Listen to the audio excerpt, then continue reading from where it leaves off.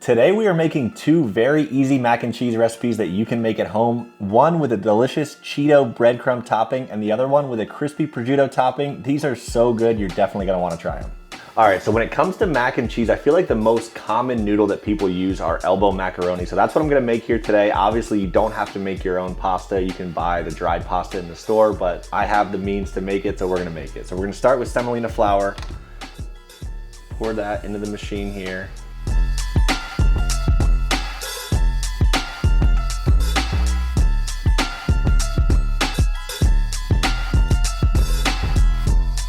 All right, so now that our pasta is made, we're gonna go into the cheese sauce. And for the cheese sauce, I've got a couple different cheeses here. This is a white cheddar. This is just like a normal sharp cheddar. This is a mild cheddar. And then this one, I don't really know anything about it, but I saw it at the store and it was expensive. So hopefully that means it's very good. So we're gonna go ahead and grate all the cheeses now. You always wanna grate your cheddar yourself. It just helps to melt things a lot easier. It's much better. So take the time to grate your own cheese. So we'll go ahead and get that grated and then we will get over to the pan and start bringing this all together to make a sauce.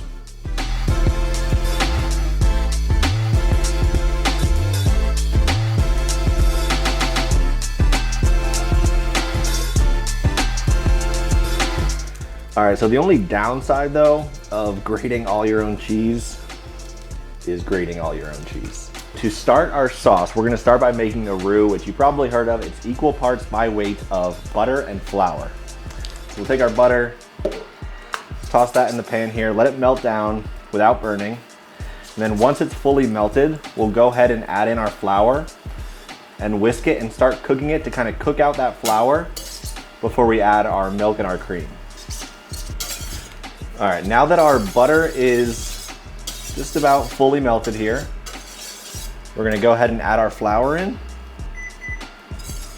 and start bringing it together to form like a thick paste and just kind of start letting that flour cook out. This is what's gonna help give us some nice texture to our sauce, so it'll be nice and thick. All right, now that our roux has come together, the flour is cooked out, so we don't have that raw flour just sitting in there, we're gonna go ahead and add our liquids. We wanna make sure that we're whisking it while we're adding them so we don't get any lumps. So we'll add the milk.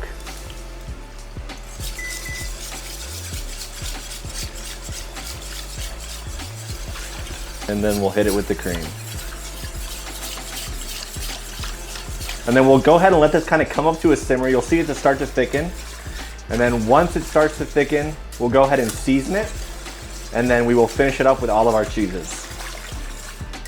All right, so obviously we still got a little bit to go there. It's starting to thicken up now, but we're gonna go ahead and season it. And obviously we're gonna use salt and pepper, but we're also gonna add some other seasonings. So we have garlic powder, onion powder, and smoked paprika. We'll go ahead and add that in there. We'll hit it with our salt and pepper now too. You can smell it already, it smells amazing. We haven't even added any of the cheese. So this is gonna be probably the best mac and cheese that you could ever make. All right, so I like to always kind of judge when I'm gonna add the cheese by the thickness, and I like that to be kind of be able to coat the back of a spoon, which you obviously can see it does. It doesn't run, so we know we've got it thick enough. So now we're going to take it off the heat, or at least turn the heat off, and we're going to whisk in all of our cheeses. Well, about half of the cheeses.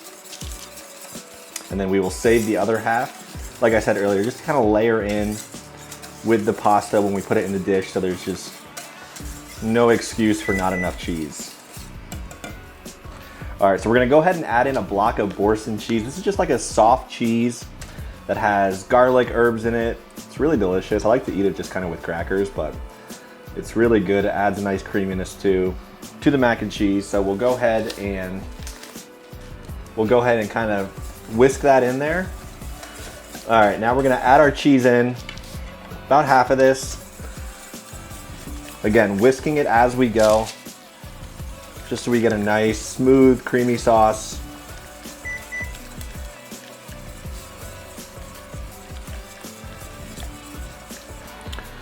All right, so as you saw in the beginning of the video, we're kind of making two different mac and cheeses. They're basically the same sauce, same noodle, but the topping is a little bit different. So one topping is a breadcrumb and crispy prosciutto topping, and the other one is the Cheeto topping. So for the crispy prosciutto one, we got prosciutto here. We're gonna go ahead and fry it off in some vegetable oil. It'll get nice and crispy, and then we'll go ahead and blend that up with our breadcrumbs to make our topping. All right, and now we're good to go. It'll get even crispier as it dries on the paper towels here. You can probably almost even hear it maybe, but it's super crispy. We'll go ahead and fry the rest of it off, and then we'll get it into the food processor and we'll be good to go. All right, now that we have all of our prosciutto fried here, you can see it. It's very crispy. So we're gonna go ahead and place this in the food processor. If you don't have a food processor, you can just kind of chop it up by hand, but this just makes things a little bit easier. So we'll add that into here.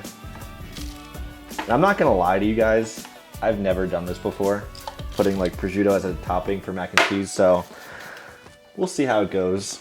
We'll add just a little bit of breadcrumbs just to kind of, I don't really know why, to be honest. I'm just doing it because it makes sense. And we'll put this on there and we'll just pulse it a couple times just to kind of break it down, and then we'll be good to go. Whoa, that was not pulsing it at all. But that's what happens in the kitchen sometimes. Prosciutto breadcrumb situation that I think is gonna be really good. We'll pulse it a couple more times to break up these big pieces. Beautiful. All right, for the other topping, we have breadcrumbs again, and probably my favorite chip, if you wanna call it a chip, is Cheetos. So we're gonna go ahead and put them in the food processor, just like the prosciutto. A little bit of breadcrumbs, pulse it up, and we'll be good to go. Now I like to say that this topping is better suited for kids, the prosciutto one is better suited for adults, but let's be honest, who doesn't like Cheetos? So just make whatever one you like. We'll go ahead and pulse this guy up.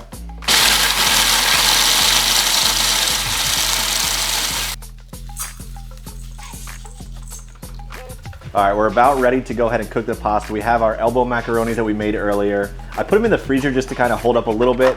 Again, if you only have box dried pasta, you can definitely use it. Or if you have a pasta extruder, go ahead and make some fresh pasta. We got the water boiling here. I already salted it, not like the ocean. Please remember that. We'll go ahead and drop in the pasta. Let this cook until it's al dente. We don't want to fully cook it because it's going to go back in the oven. And once this is done, I'll get it out, let it cool for a minute, toss it with our cheese sauce, and get it into our baking dishes. All right, pasta's good to go. Transfer it to a bowl, let it cool for a minute, just so it's easier to work with. And then we'll toss in our cheese sauce that we made earlier. All right, we're ready to assemble. We've got our cheese sauce. I just warmed it back up a little bit. We'll go ahead and actually screw it. Let's just. All right, now that we've got all of our macaroni and cheese sauce mixed together there, I like to add a little bit more than I may need just so it's nice and saucy. We'll go ahead and do a first layer on the bottom, and then we're gonna do some of that shredded cheddar that we saved from earlier in between the layers. The cheese here, have a nice middle layer of cheese. And then we'll top this with a little bit more of our pasta, and then we'll go ahead with our topping and get it in the oven.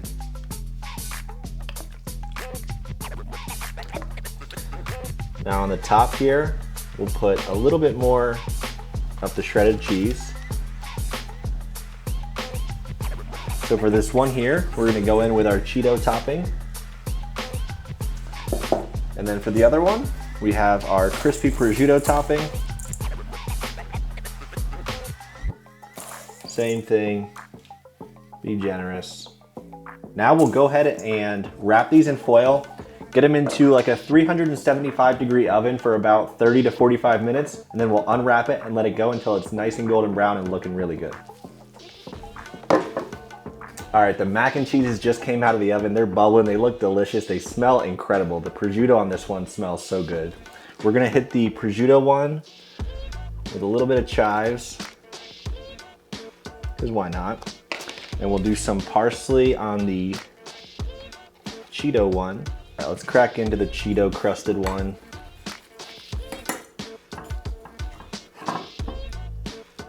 Oh man, that looks so good. Prosciutto one, this is the one I'm most looking forward to. Put a little bit on a plate next to here for me. Cheeto mac and cheese. Oh my God. Now is the real test, to give them a try. Make sure I get some of this topping. This is the prosciutto one first.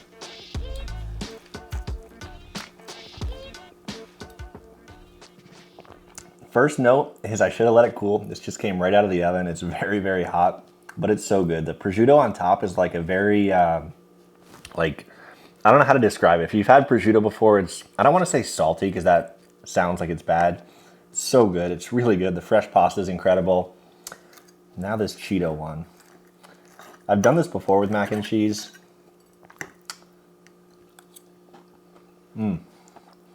Yeah. There was no way that was going to be bad. You guys definitely got to save this recipe. Give it a try, and I'll see you guys in the next one.